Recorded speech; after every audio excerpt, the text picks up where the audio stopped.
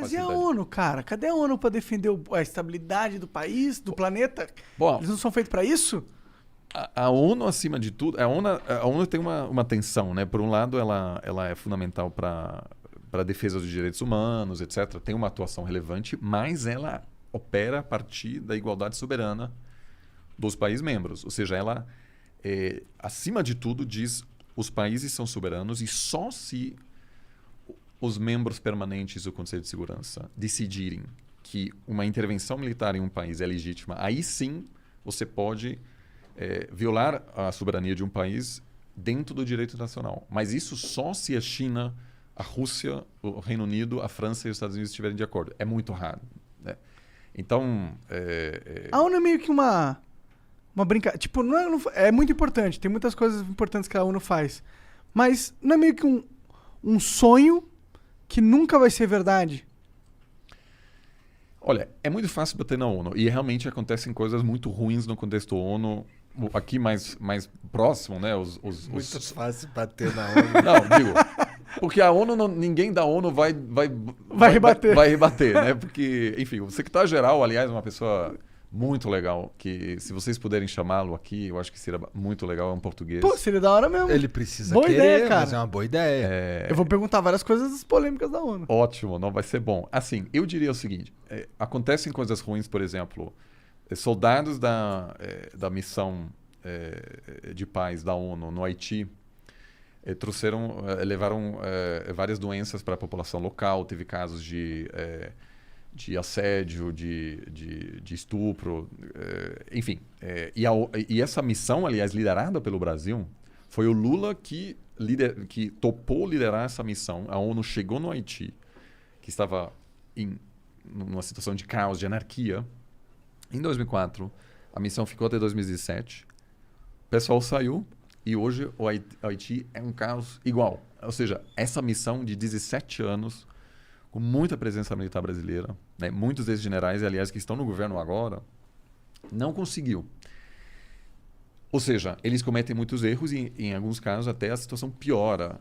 Só que eu ainda acho assim que o mundo sem a ONU seria muito pior, porque você tem aí pelo menos uma plataforma, um ambiente no qual há conversas acontecendo e várias regras e normas estão sendo estabelecidas sobre comportamento de Estado, sobre cooperação internacional, que nem sempre é de guerra e paz. Eu acho que a ONU tem esse papel mesmo. Eu concordo que tem que ter algum órgão que ajuda a gerenciar as relações entre potências. Só que o problema é que hoje a ONU, ou pelo menos é passado pra gente na escola, ou na mídia e tal, que a ONU é como se fosse, muito foda, tá ligado? Eles estão organizando o mundo, eles são os caras que gerenciam o mundo, eles são muito foda, eles estão com várias coisas ali. Mas a verdade, de verdade, é que eles não são tão foda assim, sabe? Eu acho que todo mundo que estuda RI, em algum momento, sonha em trabalhar lá. E aí, quando faz um estágio lá, se dá conta que é uma burocracia gigante e as coisas não funcionam do jeito que se pensa, né? Porque você tem gente do mundo inteiro, aí é um desafio enorme, né? De alinhar-se em relação a questões... Pra mim é a mesma coisa que se a gente fizesse um órgão burocrático pra coordenar o universo. Vai ficar os caras passando várias leis pro universo e o universo vai só cagar pra eles infinitamente. Olha, mas assim, tem várias perspectivas teóricas, enfim. Tem muito estudioso que diz que a ONU realmente faz pouca diferença, porque se uma grande potência quer, ela vai violar todas as regras do jeito que os Estados Unidos fez na hora de invadir o Iraque. Ela queria uma resolução no Conselho de Segurança, não conseguiu e invadiu mesmo assim. Inclusive mandou o Sérgio Vieira de Mello, né, grande personagem brasileira, para liderar a missão da ONU no Iraque, que depois foi morto num ataque terrorista. Que horrível. Em Bagdá. Essa foi, aliás, a pessoa que inspirou muito minha geração, que foi um negociador da ONU, que teve um papel fundamental em vários processos de negociar a paz na Sérvia, por exemplo, no Timor-Leste. E muitos achavam que ele ia virar secretário-geral da ONU. Então ele estava assim em ascensão. Aí o Bush chamou ele para a Casa Branca e diz: olha, eu sei que a gente invadiu o Iraque contra todas as regras, mas agora a gente precisa de vocês. E a ONU foi muito criticada por legitimar essa ocupação americana no Iraque. Ele topou e faleceu pouco depois, sendo vítima desse ataque de Al-Qaeda no Iraque. Tu já trabalhou na ONU? Eu fiz um estágio na ONU, que é algo muito comum, que na hora de você buscar primeiras oportunidades profissionais, foi em Brasília, trabalhando na área de desenvolvimento, uma experiência muito legal. Mas para mim foi burocrático demais. Assim. Eu não queria estar num negócio onde você acaba sendo um pouco constrangido, né, por todo o tamanho dessa operação. Mas eu mesmo assim continuo achando que a ONU ela estabelece um diálogo permanente entre países. Ela não vai ser por causa da ONU que a gente não vai ter uma possível guerra no futuro entre a China e os Estados Unidos. Isso sem dúvida. Mas em termos de desenvolvimento, de direitos humanos, a ONU é realmente fundamental, porque em muitos conflitos, nenhum país tem a legitimidade de entrar no meio e entregar ajuda, por exemplo, ou de coordenar a distribuição de refugiados. É alguém neutro, né? É alguém neutro. Por isso, o ataque contra o Sérgio Vieira de Mello, às vezes, é chamado de 11 de setembro da ONU, porque foi a primeira vez que a neutralidade da ONU foi desrespeitada. Foi um ataque contra ele? Contra a ONU, Entendi. Que foi justamente, vamos dizer, um dos precursores daquilo que a gente agora está vendo no Afeganistão, né? O Estado Islâmico, etc., que foram movimentos radicalizados que, em parte, devido à atuação americana, se formaram porque os Estados Unidos dissolveu o exército iraquiano. E foi um grande erro, porque muitas dessas pessoas acabaram se juntando a grupos terroristas. Uhum. Então, assim, esse sonho, assim, a gente não pode ter expectativas de que a ONU resolva tudo, porque o sistema internacional é anárquico, não existe uma polícia internacional, então os países, no fundo, fazem o que quiserem, né? Pode haver normas e regras, mas a ONU não está acima das nações, ela apenas busca coordenar melhor entre elas. Mas se você está lá achando, assim, claro, todo mundo passa por um momento de decepção na hora de entrar nesse assunto, quando você dá conta, como você está dizendo, que realmente tem muita coisa que a ONU não consegue fazer. Porque quando a gente é criança, a gente fala, a ONU é o mundo se unindo e se governando o próprio mundo, que bonitinho. Aí você vê que é só desculpa, mas é só um bando de burocrata que tem os seus que são serventes das grandes potências. Se a China, a OMS, por exemplo, não fez uma investigação da China, tá meio que foda-se, tá ligado? E aí eles põem toda uma banca que eles são os caras que vão fazer a regra pro mundo se comportar, mas na hora que eles têm que pôr a banca pra fiscalizar o chefe dele, ele fala, foda-se, não vou fazer isso. Mas na hora de pôr a banca pra cuidar da tua vida, eles têm a banca. O OMS falou que é isso, hein? Você não vai... você tá desrespeitando a lei da OMS. Mas veja, isso foi igual com os Estados Unidos nas últimas décadas, né? Você nunca vai ter uma organização que até fiscaliza as grandes potências. As grandes potências sempre vão ter privilégios.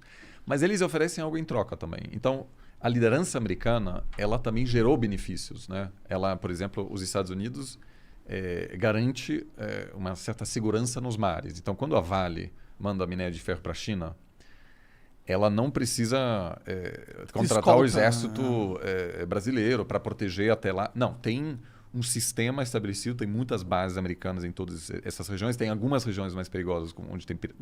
Somália e o caralho. Mas fora disso, existem um monte de bens públicos globais, que a gente chama, né? Tipo, os Estados Unidos oferecendo proteção para países. E isso, no caso da Europa, possibilitou a pacificação da Europa, uma região que nunca conheceu a paz. Né? Isso só foi possível porque os Estados Unidos falou basicamente, olha, a gente cuida da segurança de vocês, vocês também não podem fazer nenhuma loucura contra a gente. Né? Quando a Alemanha, por exemplo, decidiu não apoiar a guerra no Iraque, os Estados Unidos falou, olha, a gente está apoiando vocês aqui há décadas e vocês nem no Iraque querem nos apoiar. Havia muita pressão. Mas esse arranjo que, obviamente, os Estados Unidos fez para ter uma barreira contra a União Soviética foi claramente algo que os Estados Unidos ofereceu, mas em troca, as regras e normas não aplicam tanto aos Estados Unidos. Né? Então, foi agora a primeira vez o Biden que disse, isso é revolucionário do ponto de vista americano, que a pessoa responsável para assuntos de racismo e direitos de minorias pode visitar os Estados Unidos para analisar a situação interna. Que é um sinal de que, olha, o que os Estados Unidos está querendo dizer? Olha só, a gente também está se submetendo às regras de todo mundo. Que pode ser só para inglês ver, né? Mas assim... Provavelmente inclusive. A ONU nunca vai conseguir realmente confrontar as potências que venceram a Segunda Guerra Mundial, que construíram a ONU. A verdade é que a ONU só teria esse papel de ONU, do jeito que a gente está pensando, se ela dominasse o mundo. Aí ela seria a ONU. Ser uma espécie de governo mundial, etc. O que, na minha opinião, seria horrível. O que você acha sobre isso? Você acha que seria a evolução que a gente caminha? Você sabe que isso é super interessante porque tem uma história de pensamento sobre essa questão. Já no século XIX havia várias pessoas pensando sobre isso, justamente para eliminar esse aspecto de anarquia que existe entre os países. Né? Se tivesse um governo mundial e você tem alguém que concentra o poder, você teria mais facilidade para gerenciar essas relações.